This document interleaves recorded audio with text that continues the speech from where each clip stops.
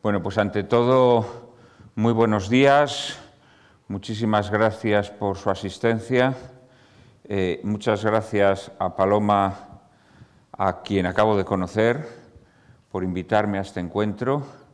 Es muy meritoria tu labor, Paloma, y aunque todo quede en casa, porque veo que tienes aquí empleada a toda tu familia, en labores técnicas, pues la verdad es que da gusto que hayas organizado también este encuentro. Muchas gracias también a la casa que nos acoge, de los hermanos Paules.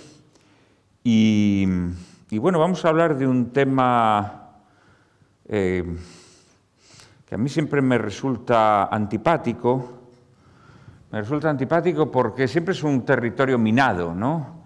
Es un territorio minado porque creo que los conceptos que hoy en día manejamos son conceptos venenosos, son conceptos confundidores que nos incapacitan para abordar con naturalidad y con verdad los asuntos que atañen a la Constitución de España y a la realidad biológica e histórica de España. El principal concepto venenoso que sin embargo nos obstinamos en emplear y que creo que al emplearlo de alguna manera estamos concediendo al enemigo la victoria, porque siempre el lenguaje conforma las mentes. El lenguaje conforma las mentes y desde el momento en que se cede en el lenguaje en realidad ya se ha cedido todo. Esto normalmente la gente no lo capta, pero el lenguaje, que es seguramente el principal signo de nuestra humanidad, junto con la posibilidad de crear arte, seguramente el lenguaje sea la mayor expresión de la condición humana, precisamente por eso, porque lo es, porque el lenguaje nos constituye, pues el lenguaje siempre ha sido utilizado por los tiranos para conformar las mentes. El lenguaje es algo que está ínsito en nuestro espíritu. Evidentemente nos comunicamos a través del lenguaje, sentimos a través del lenguaje, y esto hace evidentemente que sea una pieza extraordinariamente valiosa para cualquier tirano, ¿no? Foucault, cuando estudia las formas de biopolítica y las nuevas instancias de poder y de represión, pues dice que la represión ya no va a estar en las cárceles ni en los cuarteles, sino que va a estar fundamentalmente en aquellos elementos que nos constituyen antropológicamente, y uno de ellos es el lenguaje. El lenguaje se puede convertir en una cárcel o se puede convertir simplemente en un camino que nos conduce hacia donde el tirano quiere llevarnos, ¿no? Entonces es muy importante que tengamos una resistencia muy fuerte al lenguaje, que no utilicemos las palabras que interesan al tirano, porque desde ese momento ya hemos sido hechos rehenes. Entonces hay que esforzarse por recuperar, como decía Mallarmé, y devolver al pueblo las palabras de la tribu, es decir, recuperar el sentido prístino, el sentido originario de las palabras, y no someternos a las connotaciones que la tiranía vigente ha impreso en ellas. E indudablemente una de las palabras más problemáticas, una palabra que es expresión natural del lenguaje, pero a la que se le han añadido unas connotaciones políticas muy peligrosas, es la palabra nación. La palabra nación.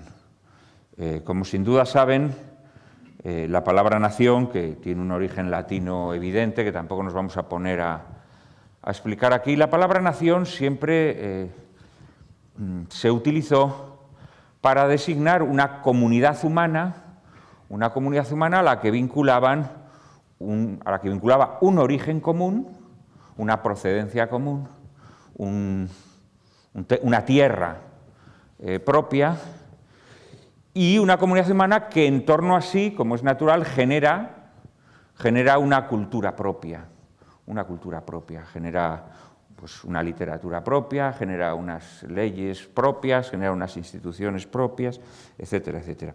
Eso es lo que siempre fue nación, y todavía hoy el diccionario de la Real Academia en su segunda acepción así lo reconoce. La nación, pues casi podríamos decir como sinónimo de pueblo, pero no pueblo amorfo, sino un pueblo distintivo, un pueblo hermanado, vinculado por unos lazos de sangre comunes en primer lugar y luego unos lazos culturales íntimamente imbricados en ese origen común, ¿no? El concepto de nación, sin embargo, se modifica sibilinamente en la Edad Moderna a través del pensamiento primero de Bodino y de Hobbes, que le añaden al concepto de nación el concepto de soberanía.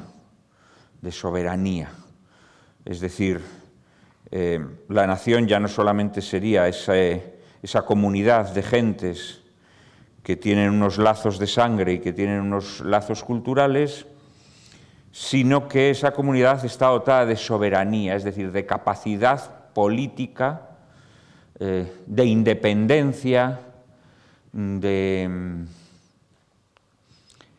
capacidad para regularse y sobre todo para separarse, digámoslo así, a través de un ejercicio de poder de otras naciones, de otras comunidades humanas. Y esto se complica todavía más con el concepto que introduce Hegel de autodeterminación.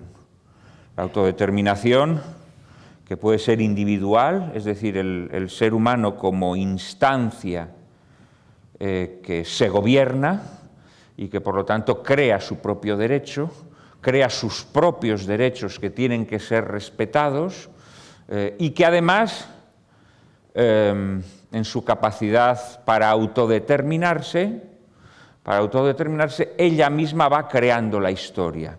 Lo que Hegel llamaba el espíritu de la historia, que lo consideraba el motor de la historia, es precisamente esa capacidad de autodeterminación que tienen los seres humanos, según el pensamiento hegeliano, que va a tener una influencia enorme en el romanticismo y posteriormente en todo lo que ha sido la evolución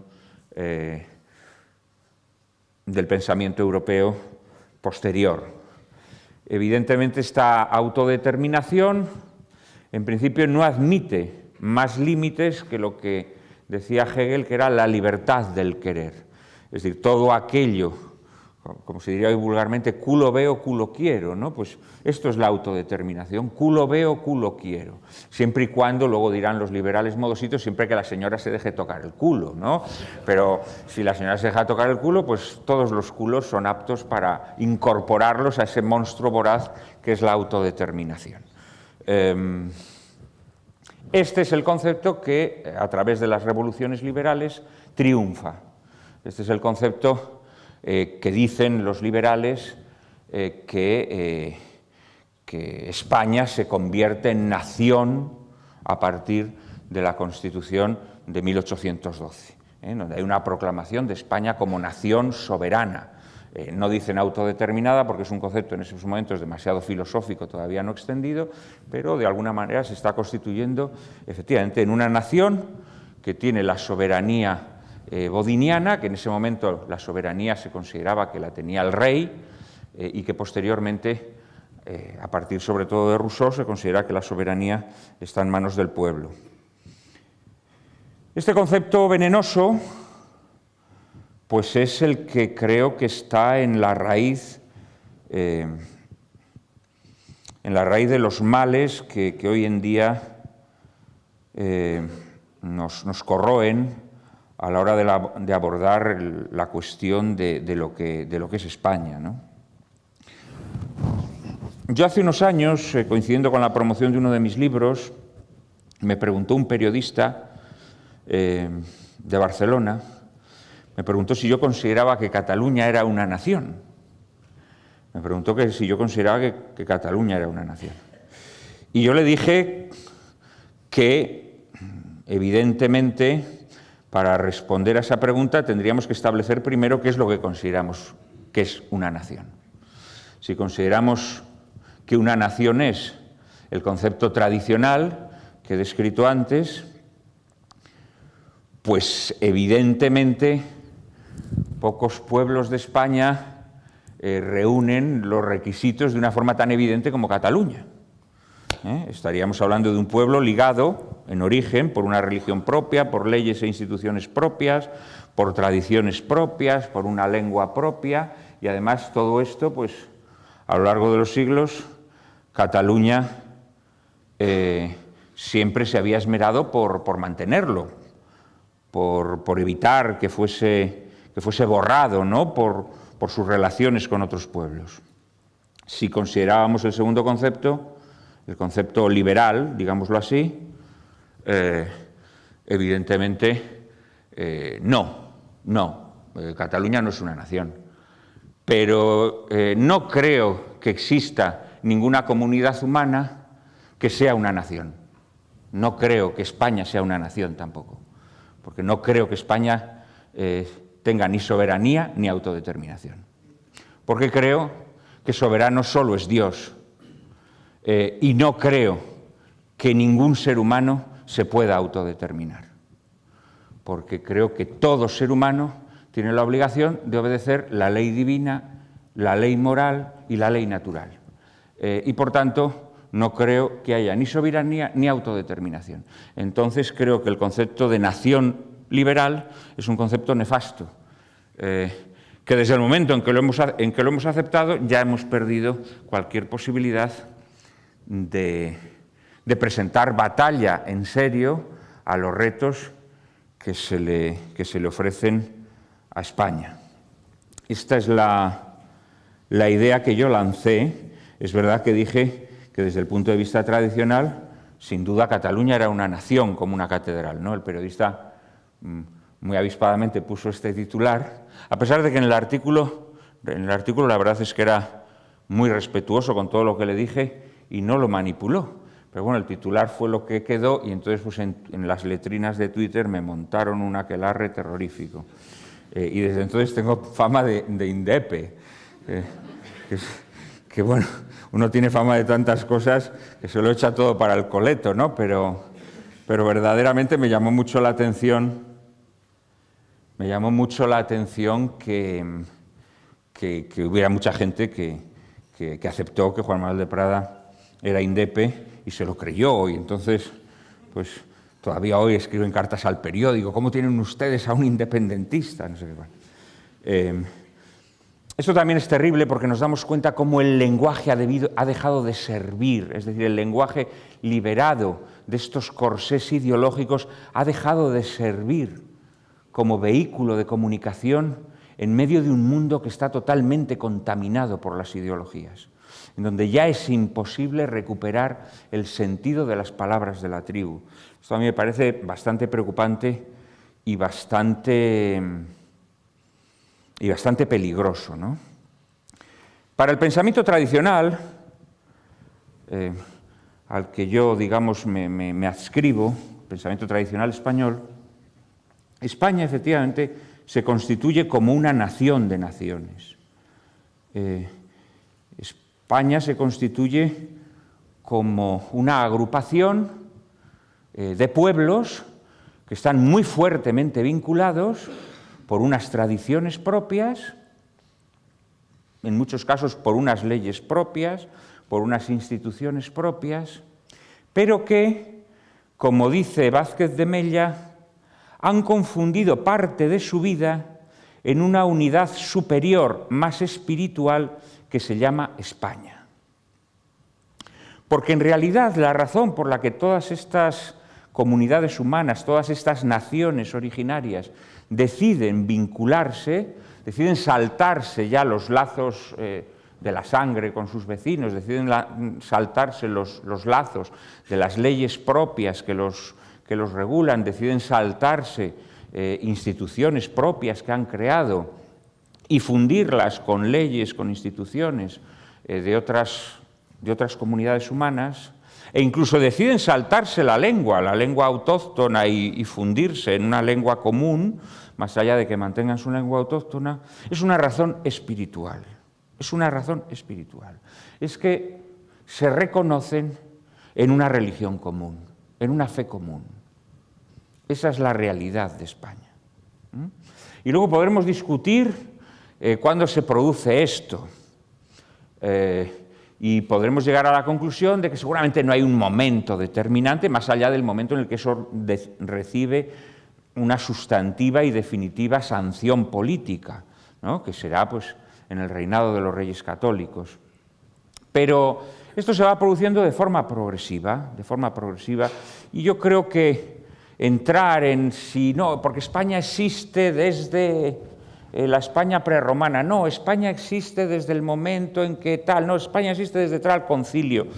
Bueno, esto todo a mí me parece más discutible y también menos importante, porque en realidad cuando entramos en todas estas disquisiciones tendemos a oscurecer un poco el hecho definitivo, y es que esa unidad superior, esa unidad de vida que todas estas naciones decidieron realizar, es por una razón espiritual, es por una razón religiosa.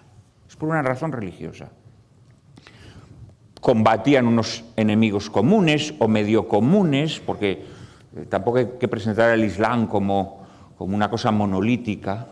Dentro del Islam había también muchas facciones, muchas banderías, y no todos los moros eran enemigos. No tenemos más que leer el poema de Miocid para descubrir que Miocid se aliaba con unos moros contra otros, pero ciertamente esos pueblos que iban a formar España tenían muy claro que lo que los constituía, lo que le daba firmeza a esos lazos, era una fe común. Y descubren que los pueblos vecinos comparten esa misma fe y que esa misma fe es el motor que los une. Esto es una cosa que no admite discusión.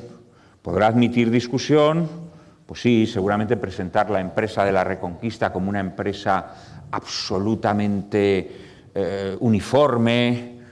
Pues no, hubo épocas que se guerreaba de forma muy cruda contra los invasores mahometanos, hubo otras épocas en las que se buscaban otro tipo de alianzas.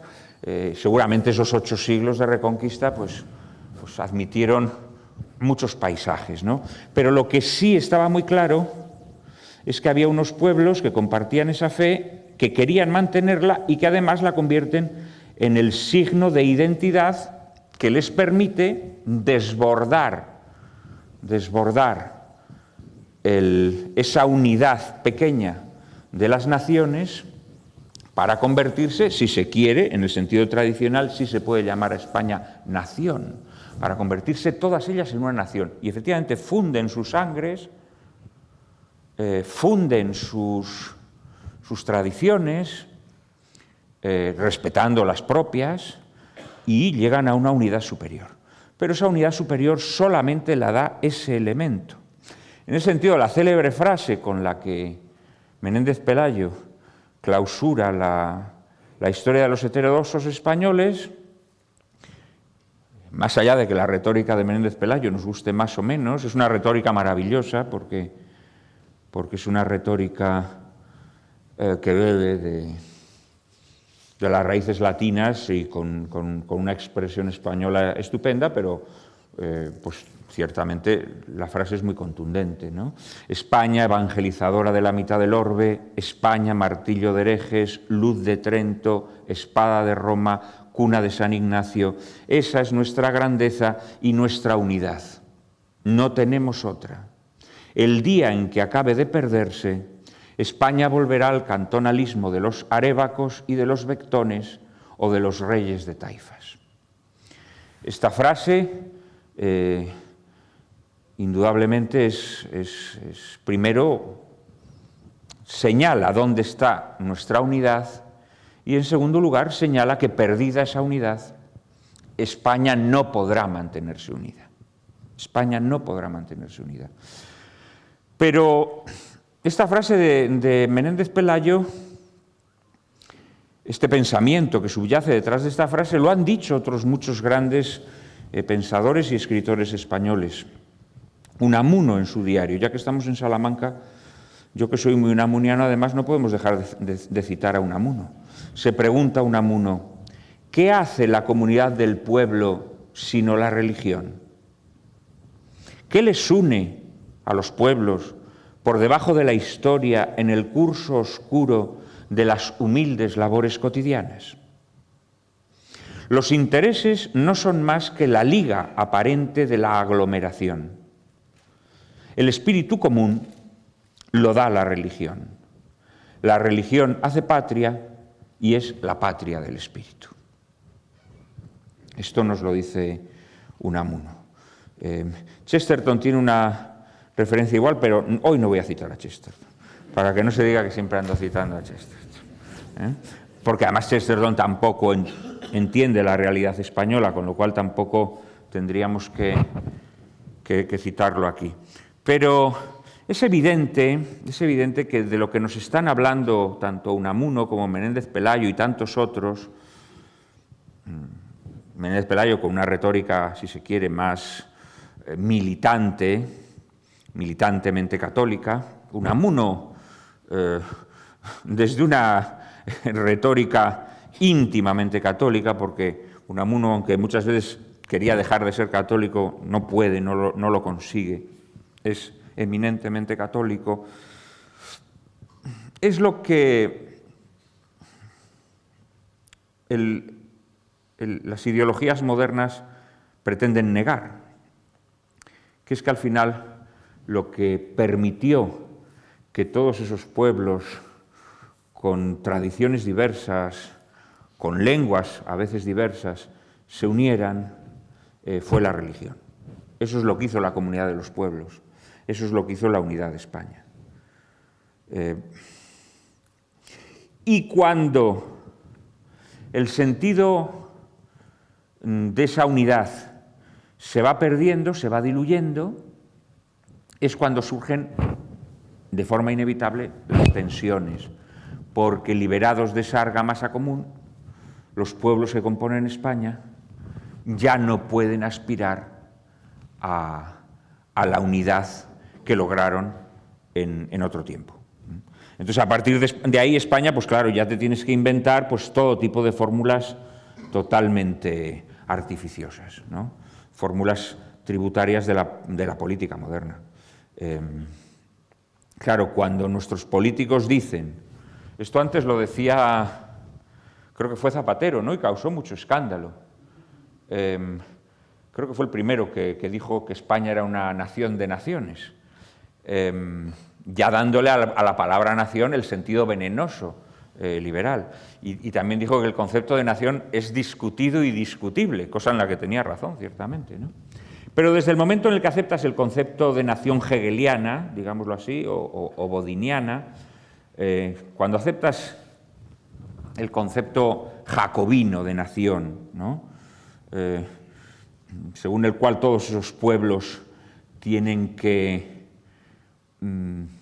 vincularse centrípetamente en torno a una ley común, que llamamos Constitución, en realidad lo que tenemos es una falsa unidad, es una unidad Frankenstein, una unidad fundada en la liga aparente de los intereses de la que nos hablaba Unamuno. Este es el drama de nuestro tiempo, ¿no? Y sí, hoy en día pues hay muchos países que están integrados mediante leyes, están integrados artificiosamente mediante leyes, y que algunos papanatas pues contemplan como modelos, ¿no? Pues en estos días, por ejemplo, que se murió la reina de la pérfida Albión, pues hemos estado ahí durante semanas, dale que te pego, ¿no? con con el entierro de esta señora. Luego está toda esta derechuza que admira tanto a los Estados Unidos. Luego también hay otro subgénero humano o humanoide que admira a Suiza, por ejemplo, ¿no? Esa gran nación, Suiza, fíjense ustedes, ¿no? Recordarán ustedes la célebre frase de Orson Welles, ¿no? En El tercer hombre, ¿no?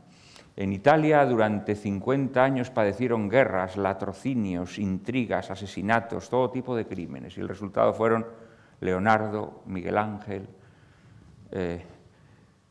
En Suiza durante 500 años disfrutaron de una paz absoluta, y el resultado fue el reloj de Cuco. Pues sí, podemos mirarnos en todos estos modelos absurdos que son también rompecabezas ligados por la liga aparente de los intereses, ¿no? Y así tenemos a Estados Unidos, que son una nación de estados. Así tenemos a Gran Bretaña, que es, pues no sé lo que es. Gran Bretaña pues es una supuesta unión de reinos. Tenemos a Suiza, que sería una nación de estados-nación. Bueno, verdaderamente, pues galimatías diversos. Pero España sí que fue una nación de naciones. España sí fue una nación de naciones verdadera, porque en España esa unión se produjo de forma muy clara, única y exclusivamente a través de la religión. Y esas naciones que componían España eran muy celosas de mantener sus leyes propias, sus fueros, sus instituciones. Y creo que mientras las mantuvieron, fue la época en la que España fue verdaderamente España. Y desde el momento en que se quiso fundar esa unidad en otra cosa, pues España se empezó a descuajeringar. Se empezó a descuajeringar. Si nos ponemos serios, se empieza a descuajeringar muy pronto. Se empieza a descuajeringar muy pronto. Ya de alguna manera Carlos V, con el tema de los comuneros, ya empieza a meter un poco de veneno en esa unidad. Felipe II, cuando Antonio Pérez pasa a Aragón y se carga los fueros de Aragón, pues indudablemente ya está hurgando en destruir esa unidad tal y como había sido, como se había creado de forma natural. Pero indudablemente es tras la guerra de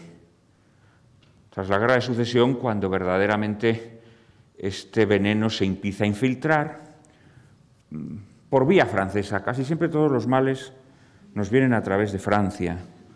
Y desde luego, pues los Borbones traen ya un concepto excesivamente racionalista de lo que puede ser la comunidad política, ¿no?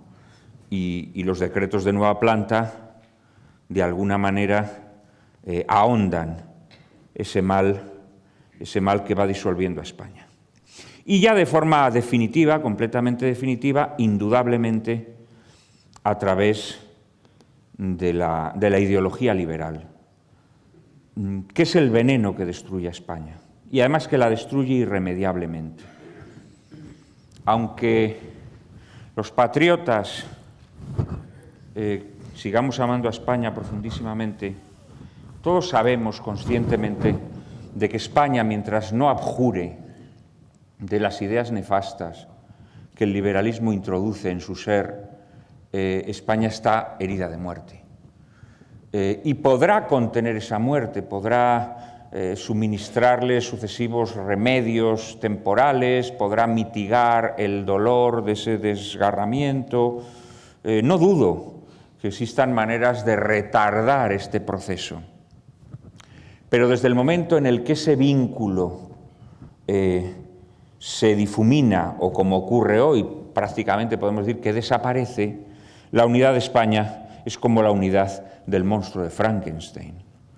Son trozos de carne muerta cosidos, mal cosidos entre sí, que se mantienen unidos pues, a través de métodos artificiales, a través de corsés que la mantienen unida mientras se va pudriendo. ¿Esos corsés qué son? Pues por una parte los intereses y por otra parte pues, las leyes de nueva planta que se generan con el liberalismo y que básicamente se pueden concentrar o se pueden resumir en la más abominable de todas, que es la Constitución. La Constitución, las constituciones. Las constituciones que son una expresión legal totalmente ajena a la tradición española y que además consagran todos los venenos que la destruyen, Porque desde el primer momento las constituciones alteran la tradición política española. En la tradición política española había unos pueblos, estas naciones tradicionales a las que yo me refería, que tenían unas leyes propias y que reconocían en el rey, o en la monarquía, si se quiere, la institución que garantizaba su unidad. Porque ese rey se reconocía en la fe católica. Se sabía sometido a la ley divina, a la ley moral, a la ley natural y defendía la fe. Pero ese rey, al mismo tiempo, se sometía, juraba los fueros de estos pueblos o de estas naciones. Los juraba, los hacía propios, los incorporaba a esa monarquía hispánica, a esa monarquía común. Y juraba defenderlos contra viento y marea. Desde el momento en el que la monarquía pasa a ser un constructo liberal, pierde su razón de ser. De hecho, la monarquía ya con las constituciones pasa a ser monarquía constitucional. El rey pasa a estar supeditado a un poder constituyente. Un poder constituyente que esto es una mentira, nunca ha habido poder constituyente, por supuesto, ¿no? Esto es una entelequia que los constitucionalistas manejan para engañar a la gente, para hacerle creer a la gente que la gente es la que se constituye en nación. Uy, perdón, esto ya es la censura liberal, ¿no? que ha querido tumbar mi micrófono. Entonces tenemos monarquía constitucional con las primeras constituciones y luego ya ni siquiera, porque en la monarquía constitucional el rey mantenía el poder ejecutivo hasta cierto punto y entregaba el poder legislativo al Parlamento. En la monarquía parlamentaria el poder ejecutivo tampoco lo tiene el rey. En realidad en la monarquía parlamentaria el rey ha dejado de ser un poder. El rey no es nada. El rey es un órgano administrativo.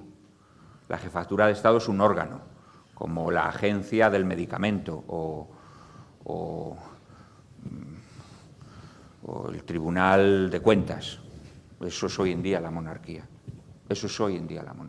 Esa es la realidad. Es un órgano administrativo, al que se le concede un poder simbólico, y entonces dice que la figura del rey está representada a la unidad de España. Mentira, eso es falso completamente, el rey no simboliza nada, porque los símbolos lo que hacen es concretar o encarnar realidades verdaderas.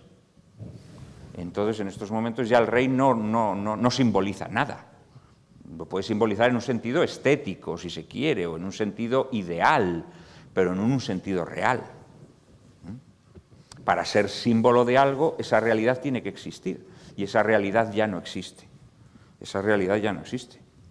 Nuestros reyes ya incluso se avergüenzan de hacer la señal de la cruz, ¿no? Entonces, realmente la unidad de España ahora se pretende sostener sobre la Constitución. Sobre la Constitución. Pero la Constitución, evidentemente no puede sustituir a las realidades entrañadas en las personas, las realidades que beben de la tradición, las realidades que tienen que ver con tu carne y con tu sangre. Ese llamado patriotismo constitucional, en el cual no te reconoces en lo que España ha sido, pero te reconoces en un contrato legal. Esto es una cosa que es un chiste.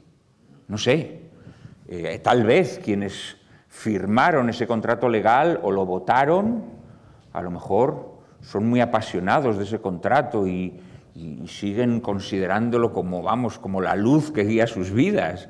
Pero a alguien que no lo votó, ¿ese contrato en qué lo obliga? A mí, que no voté ese contrato, ¿en qué me obliga ese contrato? ¿Por qué me obliga ese contrato? Eso es falso, es totalmente falso. Y el hecho es que ese patriotismo constitucional se va debilitando, y al final la Constitución, pues, se convierte en una voz hueca, que no interpela verdaderamente, ¿no? Hay una anécdota muy graciosa de Agustín de Foxá, que fue a dar una conferencia a Chile sobre las bondades de la conquista de América y demás, ¿no? Y entonces él en un momento dado, pues hablando del arrojo de los españoles y demás, pues él dice, porque en aquella época los españoles moríamos por nuestra fe y por nuestro honor. Y entonces un energúmeno que había en la platea se levantó. Pues los chilenos, dijo, pues los chilenos morimos por la democracia. Y le dijo a Agustín de Foxá, ya, pero eso es como morir por el sistema métrico decimal. Y eso es así, eso es así. Nadie muere por entelequias, nadie muere por entelequias. Nadie muere por un contrato legal. Uno muere por las realidades profundas de su vida. Uno muere por su familia, uno muere por sus hijos, uno muere por su religión, uno muere por su tierra. Pero los españoles estamos totalmente expropiados de estas realidades fecundas, de estas realidades por las que merece la pena morir. Los españoles ya no tenemos familia, no tenemos religión, no tenemos tierra, no tenemos nada. No tenemos nada, tenemos una Constitución. Y entonces habría que preguntarse qué es lo que esa Constitución dice. ¿Qué es lo que esa Constitución dice? Y no me vale que diga que la Constitución dice de la unidad y que el rey la representa y no sé qué. No, vamos a ver. La Constitución lo que establece es que vivimos en un sistema político en donde la democracia es más importante que España,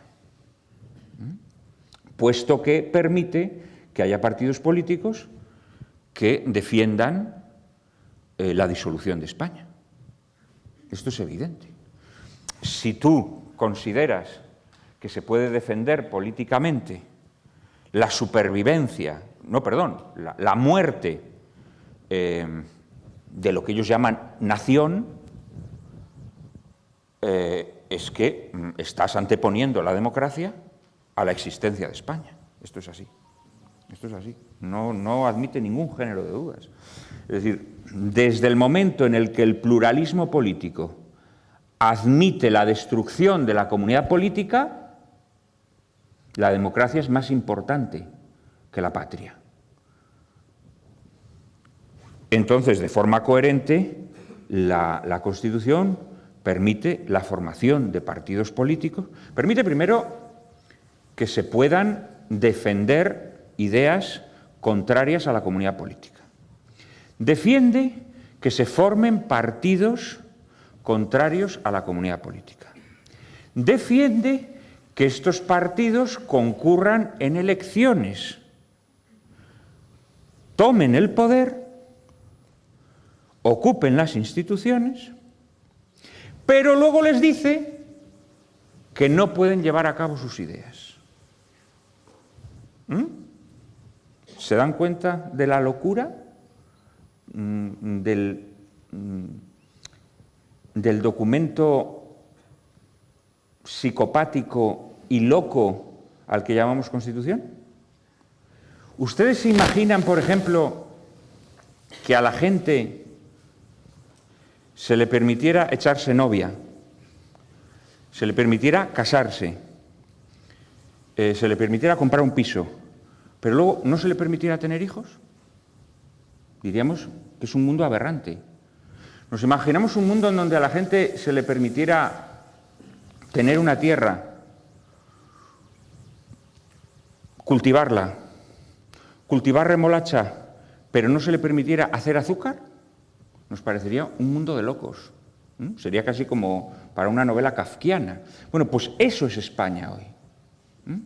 España es ese lugar en donde se pueden profesar ideas contrarias a la comunidad política, formar partidos políticos defendiendo esas ideas, concurrir en elecciones, tomar el poder, pero si estas personas quieren llevar a cabo sus ideas, realizar sus ideas,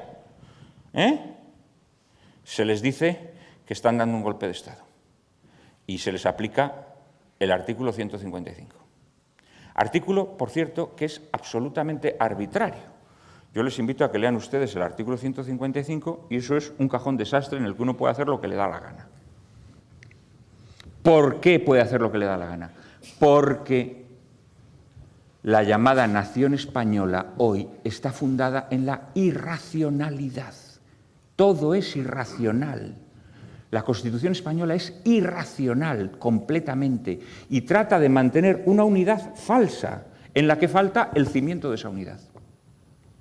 Es como construir un edificio sin cimientos, en el aire. En el aire. Eso es lo que nos propone la Constitución española. Y esta es la cuestión que mucha gente no quiere aceptar. No quiere aceptar. Porque piensa de forma ilusa que la única defensa que en estos momentos tiene España es la Constitución.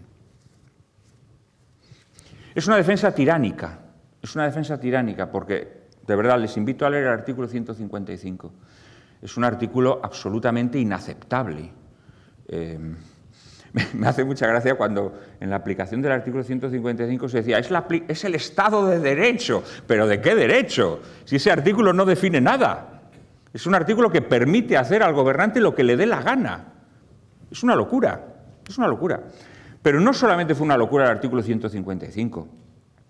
Todo lo que se hizo cuando ocurrió el llamado procés, todo fue una locura. ¿Por qué? Porque el ordenamiento jurídico español demostró que es un ente amoral, totalmente amoral.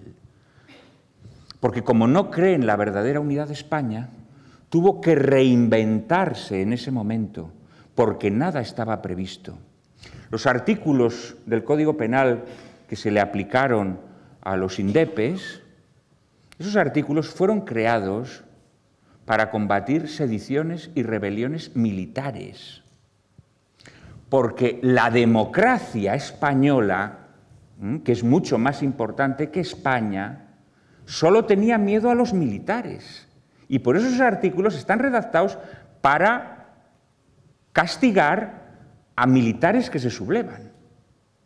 Y esos artículos fueron utilizados de forma analógica para combatir lo que ocurrió en Cataluña. Pero todo el ordenamiento jurídico español es un ordenamiento amoral e irracional, porque no cree verdaderamente en la unidad de España. No es que no crea, sino que reniega de la unidad de España. reniega de la unidad de España. Todos los pronunciamientos del Tribunal Constitucional sobre la marcha, aquellas medidas, ¿cómo las llamaban? Cautelarísimas o super mega cautelares, no sé qué, todo aquello eran invenciones que se hacían sobre la marcha, sin sustento jurídico verdadero. Sin sustento jurídico verdadero. Claro, ahora ustedes me podrían preguntar, ya, pero ustedes, ¿qué nos está diciendo? Que tenemos que creer por decreto, que tenemos que coger el credo y asumir todo lo que dice el credo, aunque no tengamos fe, y montar entonces una especie de gran cárcel integrista, ¿no?, en donde a la gente que no cree pues la matemos o la metamos en la cárcel y así esa es la unidad de España que usted quiere. No, esto es completamente falso. La fe es una gracia divina y la fe no se puede imponer a nadie. La fe no se puede imponer a nadie. Pero los seres humanos hemos sido dotados por Dios de razón, de razón. Y las personas que no tienen el juicio oscurecido por las ideologías sí pueden mirar las aportaciones que la fe ha hecho a España. Y sí puede reconocerse mediante una adhesión de la razón, que no es una adhesión, la adhesión plena que produce la fe, naturalmente, pero sí mediante la razón puede reconocer que matar niños en el vientre de sus madres es algo ominoso y completamente maligno. Sí puede reconocer que los pueblos tienen derecho, por supuesto, dentro de los deberes de hospitalidad que tienen con otros pueblos, pero sí tienen derecho a mantener una integridad de sus tradiciones. A través de la razón uno puede reconocer en la tradición católica que es la mejor manera de mantener unida una nación. Eso sí lo podemos hacer, eso sí lo podemos hacer. Pero precisamente esto es lo que no quiere el régimen del 78 que se haga. Es decir, lo que no quiere es que nos podamos reconocer en una tradición moral, en una tradición cultural, en una tradición política común. Esto es lo que no quiere. Y precisamente por eso el régimen del 78 mete todos los caballos de Troya habidos y por haber. No solo los separatismos, sino la pluriculturalidad, la plurirreligión, la lo que sea, porque lo que necesita es generar una sociedad que no sea una comunidad, una sociedad que no tenga vínculos, una sociedad de gentes desarraigadas, sin Dios, sin tierra, sin familia, sin nada, átomos emborrachados de autodeterminación. Porque la manera de que esta disociedad, porque esto no es una sociedad, porque no es una convivencia verdadera, en España no existe una convivencia verdadera, España es un semillero de odios, un semillero de odios alimentado por esa autodeterminación voraz, ¿no? Esa autodeterminación voraz que nos lleva a hacer lo que queremos, siempre y cuando no molestemos la autodeterminación del vecino, ¿no? Sí, podemos tocar todos los culos que queramos, pero por Tinder, ¿no? Tiene que haber consentimiento, porque ya tocar un culo, pues vas a la cárcel, ¿no? Pero eso sí, luego puedes tocar todos los culos que quieres, mediante la suma de autodeterminaciones, Eso es una sociedad inhabitable, Y nuevamente, como estamos hablando de que vivimos bajo un régimen político amoral e irracional, la última irracionalidad es precisamente la autodeterminación. Es decir, en España no hay ninguna ideología actuante, ninguna ideología que tenga representación política que no defienda la autodeterminación individual. Todas las ideologías que en estos momentos hay en España y todos los partidos políticos defienden la autodeterminación, todos. Unos de forma orgullosa y desafiante, otros de forma medrosa y pusilánime, pero todos defienden la autodeterminación individual. Se defiende la autodeterminación para destruir a tu familia, para divorciarte, abandonar a tus hijos, etc. Se defiende la autodeterminación para liberarte del hijo que estás gestando en tus entrañas. Se defiende la autodeterminación para quitarte la vida. Se defiende la autodeterminación para cambiarte de sexo. Se defiende cualquier tipo de autodeterminación individual. Sin embargo, en un acto de irracionalidad absoluta, quienes defienden la autodeterminación individual pretenden que no, que la autodeterminación colectiva no. Bueno, la autodeterminación colectiva sí, pero hay que hacer un referéndum en todo el país y tiene que haber una mayoría en todo el país para que se pueda independizar el tío de Lérida.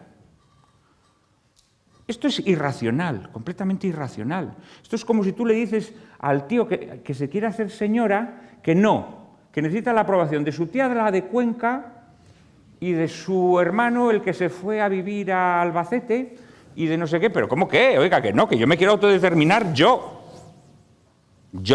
Esta es otra aporía más de este régimen amoral e irracional en el que estamos, en donde los mismos que defienden, promocionan, exaltan la autodeterminación individual, luego te dicen que no, que la colectiva no, que esa no, que esa no, necesitas un permiso de tu tía de Cuenca y de tu primo de Albacete. Bien, ¿esto se puede mantener? Pues no dudo que se pueda mantener. Pero ¿a costa de qué se va a mantener? ¿A costa de qué se va a mantener? Ya lo estamos viendo a costa de lo que se mantiene. A través de la conversión de España en un lugar inhabitable. Un lugar inhabitable, en donde todas las aberraciones campan por sus fueros, precisamente porque hay que halagar la autodeterminación individual. Y a costa de mantener esta liga aparente de los intereses, estamos haciendo una sociedad horrenda, una sociedad monstruosa, una sociedad en donde al mal lo llamamos bien, al bien lo llamamos mal, donde al día lo llamamos noche y a la noche lo llamamos día. Esa es la realidad de España. Esa es la realidad de España. Entonces, creo que la única solución es que los españoles reneguemos valerosamente del régimen político al que estamos sometidos. Yo tengo infinidad de amigos que en privado me dan la razón, pero dicen, no, pero es que en público tenemos que defender la Constitución, aunque nos parezca una mierda pinchada en un palo, porque defendiéndola en público, pues así conseguimos mantener esto hasta que se den las condiciones apropiadas para cambiar, no sé qué. Craso error. La realidad es que la Constitución española, como muy bien dijo Gregorio Peces Barba, es una voz hueca que admite todo. En las discusiones que hubo en la redacción de la Constitución sobre el artículo 15, el artículo que supuestamente defiende la vida, no sé qué vida defiende, había una gran discusión sobre si poner todos tienen derecho a la vida o todas las personas tienen derecho a la vida. Los abortistas defendían poner todas las personas tienen derecho a la vida, porque el Código Civil reconoce como persona, a todos los efectos, a aquella que lleva 24 horas de vida separada del claustro materno, ¿no? Los partidarios, los detractores del aborto, querían poner todos tienen derecho a la vida para que incluyera no solo a lo que el Código Civil define como personas, una definición estrambótica, napoleónica, como queramos llamarla, y los niños gestantes, ¿no? Y entonces Gregorio Peces Barba, con un terrible cinismo, pero al mismo tiempo con verdad, dijo, desengáñense sus señorías, Da exactamente igual. Da exactamente igual. Si en el Tribunal Constitucional, si en el órgano encargado de interpretar este texto, hay mayoría de abortistas, aunque ponga todos, habrá aborto. Y si en el Tribunal Constitucional hay mayoría de antiabortistas, aunque ponga todas las personas, no habrá aborto. ¿Qué estaba diciendo Peces Barba? Todo esto, señores, que estamos haciendo es una mentira. Es una mentira. Es una mentira. Bueno, pues yo lo que les pido a ustedes es que reflexionen sobre esta mentira y que tengamos valor para decir que lo es. Muchísimas gracias a todos.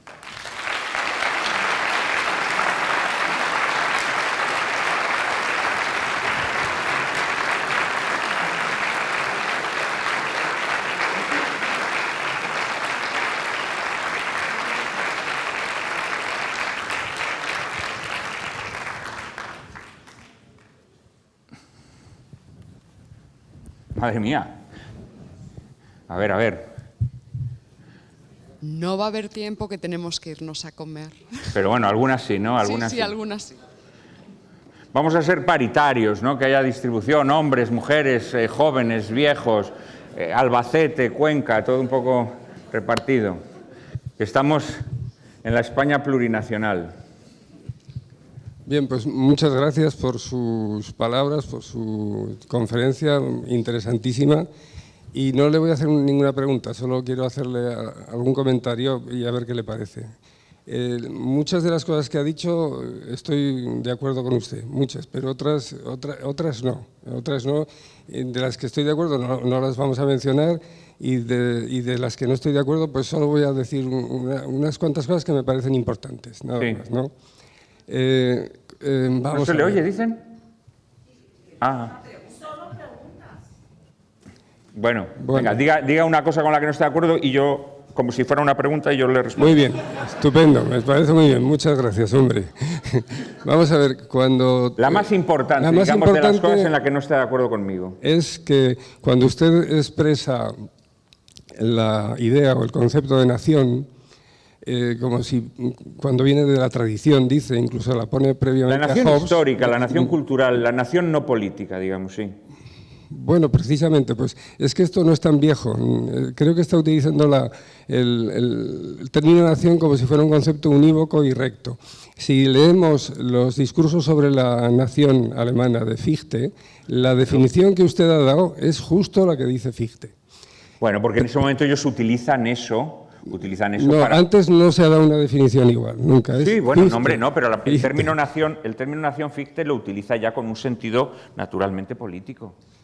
Porque quiere unificar a Alemania, es el padre de la unificación de Alemania. Cuando luego Hegel, el protestante Hegel, dice que el espíritu, habla del espíritu del pueblo, por así decir, lo que ha transformado ahí es que ha anulado el Espíritu Santo y en vez de que el Espíritu Santo sople la gracia, en esto estamos de acuerdo, ¿verdad?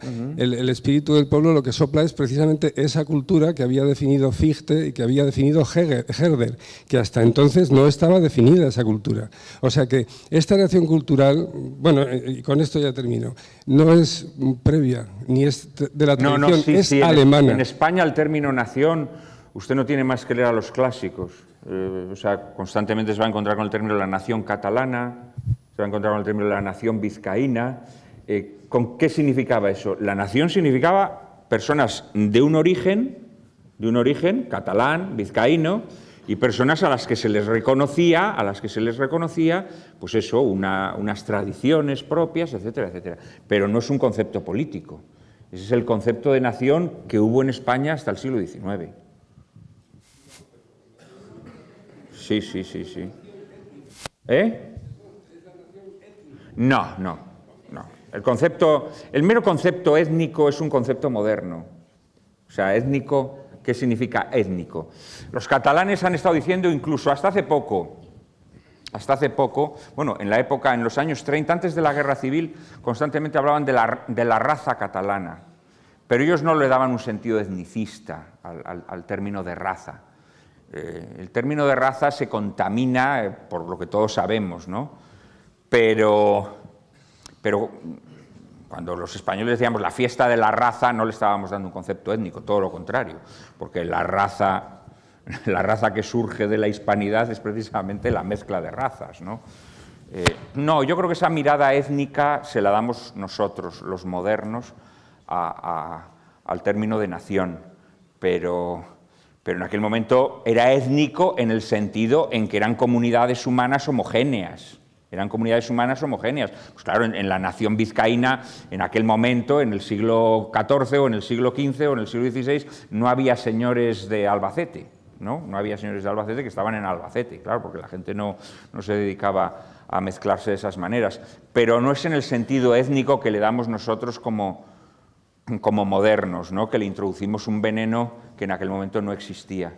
Pero aquellas eran sociedades homogéneas, es verdad, eran sociedades homogéneas, pero no eran sociedades racistas, eran sociedades homogéneas por multitud de razones que tienen que ver, en primer lugar, con las dificultades para trasladarse, con la conciencia de comunidad, que era una conciencia de comunidad muy fuerte, que nosotros hoy hemos perdido, nosotros hoy vemos bien el mestizaje o la promiscuidad. En aquella época esos conceptos eran totalmente ajenos a la supervivencia de la comunidad. Uno consideraba que nacía en su pueblo, tenía que quedarse en su pueblo, etcétera, etcétera. Todo esto lo destruye la evolución nefasta del mundo, ¿no? En donde dicen, no, tú para trabajar tienes que irte a trabajar primero a la ciudad, luego ya a otra región, luego a otro país, luego a otro continente, y eso lo asumimos como algo normal, pero eso es contra natura. Pero yo no creo que en el concepto de raza clásico hubiera el componente racista que tiene en la modernidad, honestamente. Sí, nada, muy rápido. Una cosa, primero, así rapidísimo, me sorprende que se le achaque al jacobinismo, no sé qué, cuando la Constitución del 78 y el régimen del 78 no se me ocurre una constitución más antijacobina que la que rige en España ahora mismo. Pero mi pregunta era más bien... Bueno, no, le puedo responder también a esto. Le puedo responder claro, a esto. Bueno, sí, planteo la segunda, rapidísimo. Cifrar la unidad de España del catolicismo. ¿Qué hacemos con los orígenes de los regionalismos? Alfredo Brañas en Galicia, Sabino Arana, ni te cuento, el catalanismo. El tradicionalismo más integrista, más católico, es precisamente de esos ambientes católico-tradicionalistas, es de donde surgen regionalismos gallego, catalanismo, vasquismo y galleguismo, surgen de los ambientes filocarlistas, tradicionalistas y católicos. Eso es falso. Sabino Arana era un católico militante, sí, ultramontano, teocrático. Sí. Entonces, mire, ¿sí? Le contesto a las dos cosas. En primer lugar, a lo del centralismo o jacobinismo. Vamos a ver. Sí, el liberalismo es centralista, porque el liberalismo es uniformizador. El liberalismo considera que todos somos libres e iguales, ¿no? Como diría Casetana, ¿no? Todos somos libres e iguales. Entonces, para ser libres e iguales tiene que haber un centro de poder y el liberalismo siempre ha sido centralista. Lo que pasa es que efectivamente la Constitución del 78, ya antes la del 31, lo que crean son réplicas centralistas a través de la figura de las autonomías. A través de la figura de las autonomías. Pero las autonomías son centralismos. Las autonomías rompen totalmente lo que fueron las instituciones políticas de los pueblos de España. Los pueblos de España no se organizaron nunca en comunidades autonómicas, jamás. La comunidad autonómica es la reproducción del Estado a pequeña escala, porque efectivamente la visión liberal uniformizadora no concibe otra manera que el centralismo. Y las autonomías son pequeños estados en miniatura, que eso nunca existió en España. Eso es así. Respecto al otro que me preguntaba usted, de que usted considera que los separatismos, de alguna manera, que son hijos del tradicionalismo. Esta es una cuestión que se repite de forma monotemática. A mí me da pena que me hagan esta pregunta porque es una falsedad monstruosa. Lo que ocurre es que, como decía Dostoyevsky, los pueblos tradicionales cuando reciben la inyección del liberalismo, no responden como los pueblos amorfos protestantes. Responden como bestias rabiosas. Esto donde más se vio fue en Rusia. Cuando a Rusia le inyectan liberalismo, Rusia no se convierte en Noruega o en Finlandia o en cualquier país baboso de por ahí. No. En Rusia lo que ocurre es que hay una revolución sangrienta y bestial. Y la inyección de liberalismo en el pueblo ruso lo que genera es el bolchevismo. La inyección de liberalismo, efectivamente, en el pueblo español también ha creado monstruos rabiosos. Lo vimos en nuestra guerra civil y lo vemos efectivamente en aquellas regiones que eran las más tradicionales. En aquellas regiones que eran las más tradicionales, cuando reciben la inyección del liberalismo, generan separatismo, efectivamente, generan separatismo. Pero es el liberalismo lo que introduce, perdone usted, pero Cataluña en las guerras carlistas estuvo luchando por España, estuvo luchando por la España tradicional. Y en la guerra de sucesión estuvo luchando por España. Es el veneno liberal, es la introducción del concepto liberal de nación lo que combustiona y efectivamente los pueblos cuanto más tradicionales son, tienen una reacción más virulenta y más salvaje. Pero esto es así, es decir, lo que hace que el separatismo, el independentismo o el nacionalismo, como queramos llamarlo, surja, es la inyección del concepto de nación liberal. Eso es así. Que efectivamente en las tierras que son más tradicionales tiene unos efectos más destructivos. Tiene unos efectos más destructivos. Pero no. Si nosotros miramos toda la historia del siglo XIX, no hay pueblo de España que combata con más ardor el liberalismo que Cataluña. Lo que pasa es que cuando ese veneno entra, y ese veneno entra fundamentalmente en las grandes ciudades, a pesar de que sea luego en los pequeños pueblos donde más daño hace. Pero es el liberalismo, eso es así. Hola, a ver si la unidad de... ¿Dónde estamos? ¿Dónde está? Ah. Si la unidad de esta nación de España se creó en base a la fe religiosa, como usted dice, ¿no cree que fue violentando a otras comunidades, como por ejemplo yo que soy valenciana, con la expulsión de los moriscos de sus territorios? Un poco siguiendo su ejemplo, era una comunidad que no quería dejarse tocar el culo y sin embargo pues los mandaron a... Y así ahí sí que se mantuvo la fe religiosa católica. Y luego quería decir otra cosa, y es que aparte de la Constitución hay un mecanismo para evitar esos problemas con los partidos políticos que en realidad no defienden la nación, y es la ley de partidos políticos, que raramente se aplica, en primer lugar porque es iniciativa del presidente del gobierno y del fiscal y raramente interesa cuando se está en el poder, y incluso en casos de corrupción, cuando han sido prácticamente asociaciones criminales para delinquir, tampoco se aplica. Pero existe ese mecanismo que es la ley de partidos políticos. Ya está. No sé si ha sido una pregunta. Sí, pero las leyes contractuales son absolutamente perecederas. Quiero decir que esa ley de partidos políticos, pues no sé lo que permitiría hacer, pero da igual lo que permita hacer. Esa ley mañana se declara abolida y se pone otra, o sea que... No, las leyes positivas están desgajadas de la realidad de las cosas y son instrumentos puramente voluntaristas. Es el ejercicio del poder, y las leyes al final, hoy en día, lo único que representan es el ejercicio del poder que lo ejerce quien lo tiene. Entonces, no creo que sean soluciones. Respecto al otro que me decía usted, es interesante esa cuestión, es interesante, lo que pasa que tenemos que... Usted hablaba de la expulsión de los moriscos, podría haberme hablado de la expulsión de los judíos. En aquel momento no se concebía la posibilidad de una comunidad política en la que no hubiese unidad religiosa. Pero no es España, es cualquier nación que en esos momentos se está convirtiendo en Estado, digámoslo así, fundamenta la comunidad política en la unidad religiosa. Esto es así. Nosotros hoy seguramente desde nuestra perspectiva no defenderíamos esa unidad religiosa tal y como se defendía en el siglo XVI o XVII.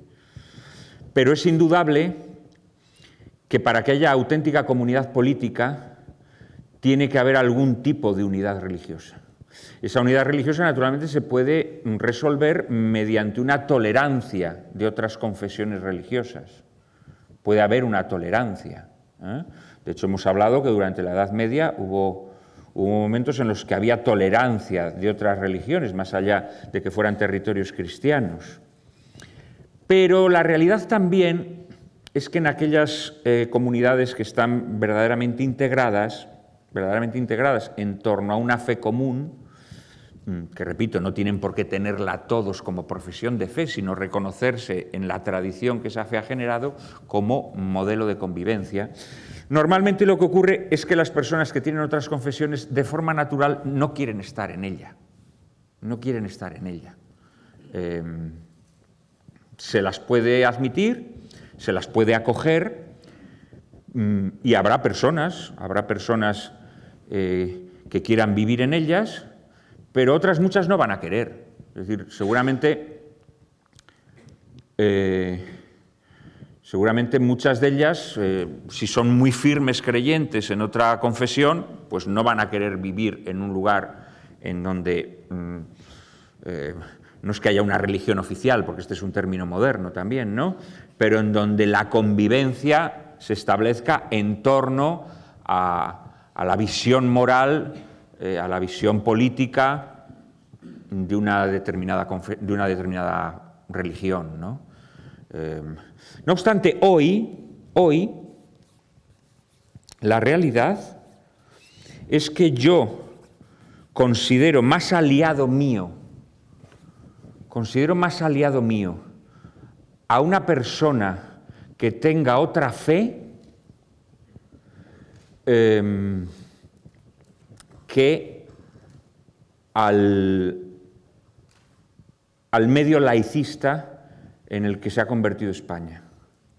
Es decir, yo creo que hoy en día un moro que sea observante de su fe es una persona que va a tener una visión antropológica menos alejada de un católico que la visión que hoy en día triunfa a través de esas leyes que usted considera el remedio para nuestros males. Es decir, en estos momentos se ha llegado a una situación en donde verdaderamente se atenta, yo diría, contra los presupuestos antropológicos de supervivencia de una sociedad. Entonces, paradójicamente hoy podría haber, y yo creo que puede llegar a haberla, una alianza entre personas de diversas confesiones frente a las personas que tratan de imponer la agenda ideológica que está triunfando en Occidente. Esto es algo paradójico y llamativo, pero creo que estamos a punto de que eso pueda ocurrir. Evidentemente, las personas de esas otras confesiones, los musulmanes o los judíos o de otras confesiones, hoy en día no se aliarían con personas de tradición cristiana, simplemente porque en el fondo a lo que aspiran es a imponerse. A lo que aspiran es a imponerse, porque ven que tienen posibilidades de imponerse. De hecho, tienen razón, podrán imponerse por una sencilla razón, porque el ser humano es un animal religioso por naturaleza, y allá donde se radica la fe religiosa, ese hueco se tiene que llenar con otra cosa, ¿no? Las democracias occidentales tratan de rellenarlo convirtiendo pues eso, la democracia en una religión, pero como es una falsa religión, no es una religión verdadera, pues eso genera al final hastío, genera aburrimiento, ¿no? El desapego del que se habla tanto, ¿no?, entre las nuevas generaciones. entonces ese hueco lo terminará llenando otra religión. Pero hoy por hoy, las personas que profesan otras religiones pueden tener más vínculos en su visión antropológica, en su visión social, en su visión política, con los católicos, que puedan tenerlo los católicos, con las personas que defienden pues, toda esta agenda que se está imponiendo en Occidente, ¿no? Esto es así.